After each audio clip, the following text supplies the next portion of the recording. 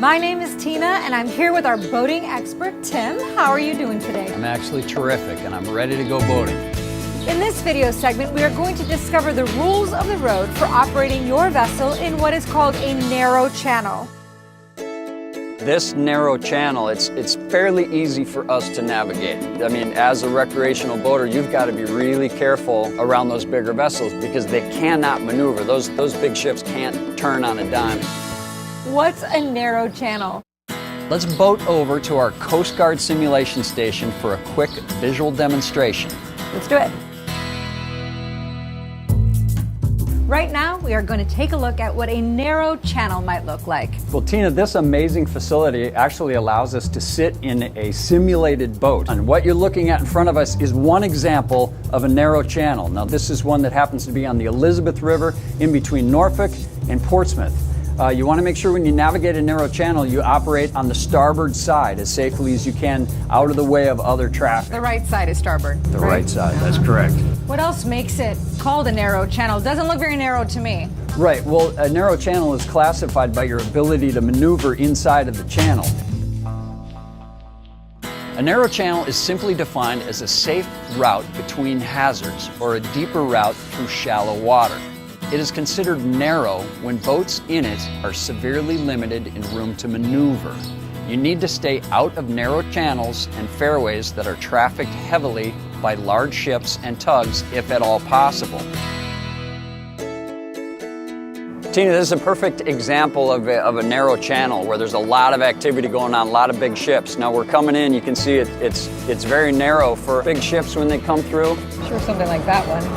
Right, although there are shallow parts in here, the bigger vessels have to stay in between the buoys that are staggered throughout the channel. They have to stay in between that in order to ensure that they're in deep enough water so they can get through here safely.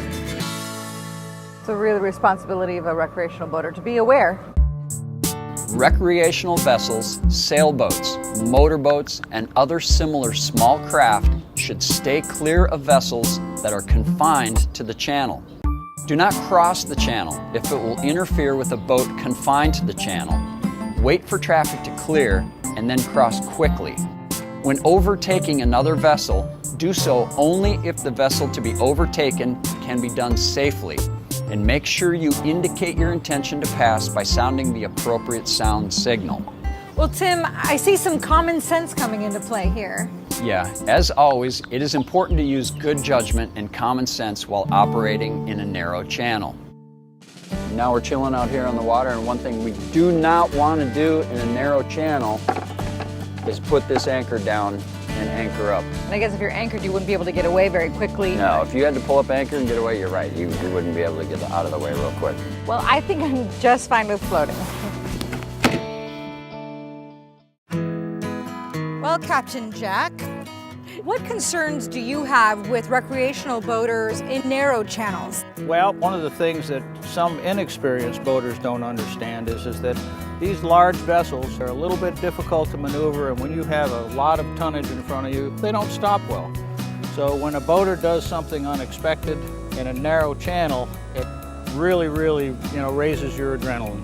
And when a tug and barge go through, it'll actually suck the water off of the shore and create shallow water condition for the other boat and maybe cause him to lose control. So, I mean, it's very important that knowledge is power, isn't it? Is power in those situations. If your negligence is a reason for an accident, penalties can be severe and can include fines and even imprisonment. These often busy and constricted waterways are a good place for accidents to happen if you are not staying alert and obeying the rules of the road.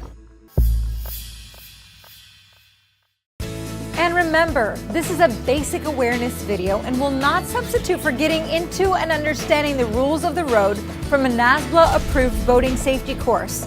Go online to www.nasbla.org to find a course near you and sign up today. Until then, safe boating.